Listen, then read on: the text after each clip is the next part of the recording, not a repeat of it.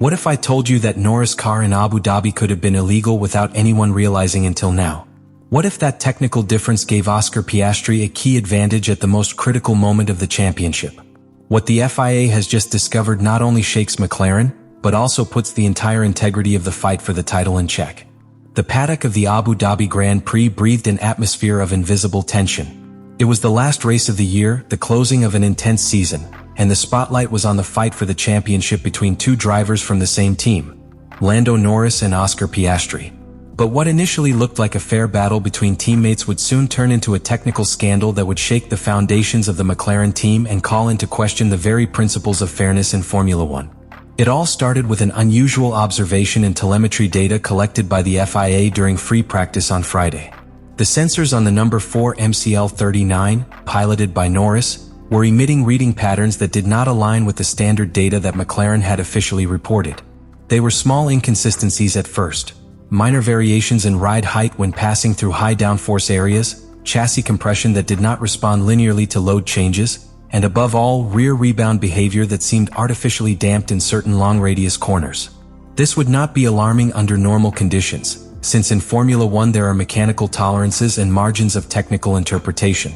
However, what caught the attention of FIA engineers was the repeatability with which this data appeared right in the most demanding sectors of the Yas Marina circuit, such as turns 11 to 14, where downforce and g-forces reached their highest peaks.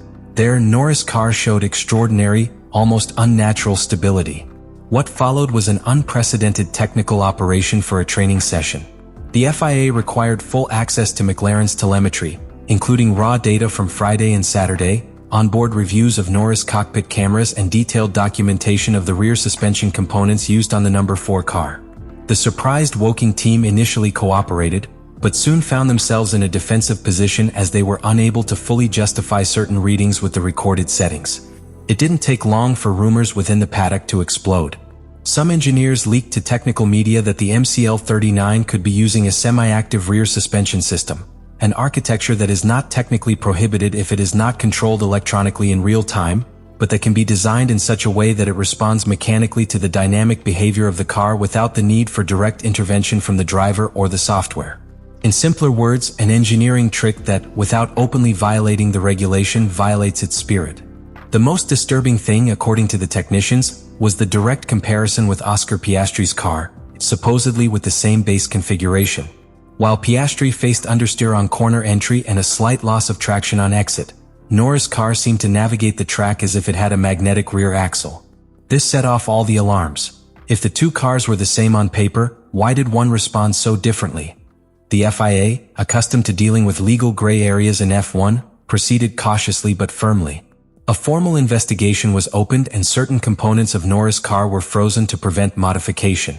At the same time, radio messages between Norris and his race engineer were analyzed, one of which ended up being key. A phrase in the middle of the session said, "We will check the front axle later, stay aggressive." At first glance, a harmless phrase. But in the context of a technical investigation, it can reveal internal knowledge that something was being adjusted in real time or that there was an instruction to exploit a behavior of the car under review. The situation became even more critical when vehicle dynamics experts began to suggest that, if the existence of a flexible or adaptive suspension system in Norris's car was confirmed, he could have been obtaining between 2 and 3 tenths per lap in the twistiest sections of the track. An abysmal advantage in a sport where differences are usually measured in thousands. The case escalated to the FIA Technical Committee, and although no final resolution has been issued, the simple fact that it has been officially published that there were technical anomalies in the number 4 car represents a change in the narrative. This is no longer a dispute between teammates, but rather a potential technical manipulation at the most decisive moment of the championship. Oscar Piastri arrived in Abu Dhabi knowing that he was facing the most important opportunity of his short but brilliant career in Formula One.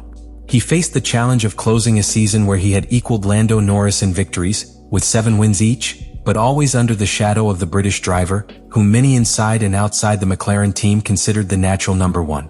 However, what seemed like an even fight, a reflection of a balanced and fair team, has been put under a completely different focus following the investigation opened by the FIA.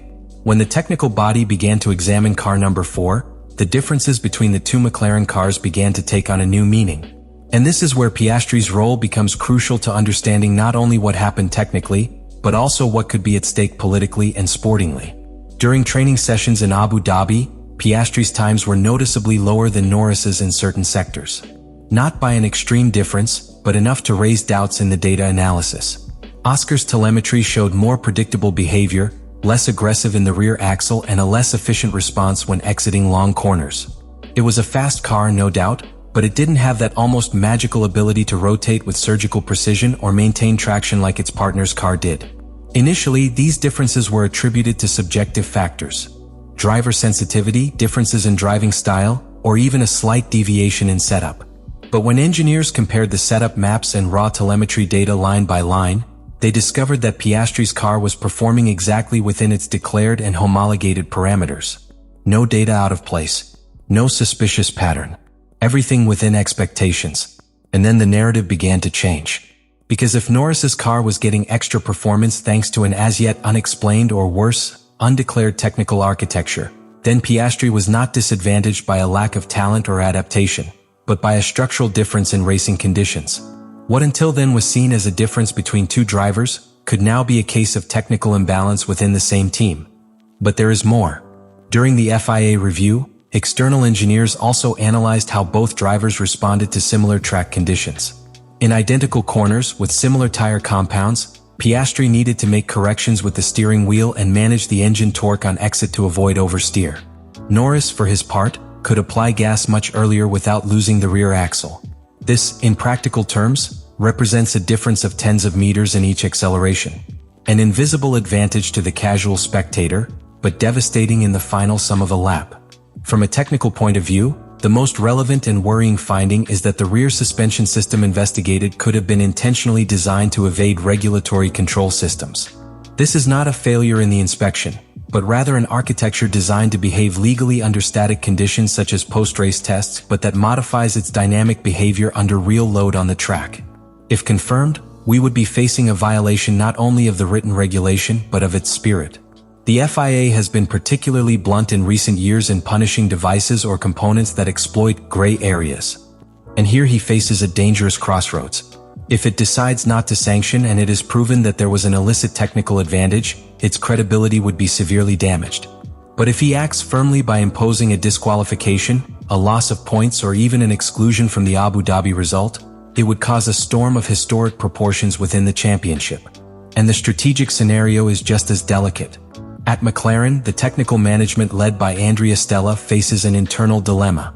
On the one hand, they are obliged to defend the design of their car to the last consequences. The slightest admission of irregularity would not only affect Norris, but the prestige of the entire team. On the other hand, maintaining the narrative of absolute legality can further strain internal relations, especially if Oscar Piastri continues to be the reference for technical integrity within the same garage. The FIA cannot make a technical decision without considering its political implications. The precedent that this investigation sets will be closely observed by all the teams on the grid. If Norris is sanctioned, it opens the door for other teams to challenge past results arguing similar behavior. If it is not sanctioned, the message is clear. You can innovate beyond the regulations as long as you hide it well. Either option carries far-reaching consequences for F1 governance. And meanwhile, Oscar Piastri silently watches everything from the other side of the garage. With a clean car, consistent performance, and the opportunity to inherit not only the victory, but the absolute confidence of a team that might have to choose, sooner rather than later, its true leader for the future. And now that all the pieces are on the table, the inevitable question remains. Are we facing a deliberate technical violation or an innovation that was simply too ingenious for the current regulation? These are the kind of situations that define more than a race. They define the legacy of a driver, the prestige of a team, and the authority of an organization like the FIA.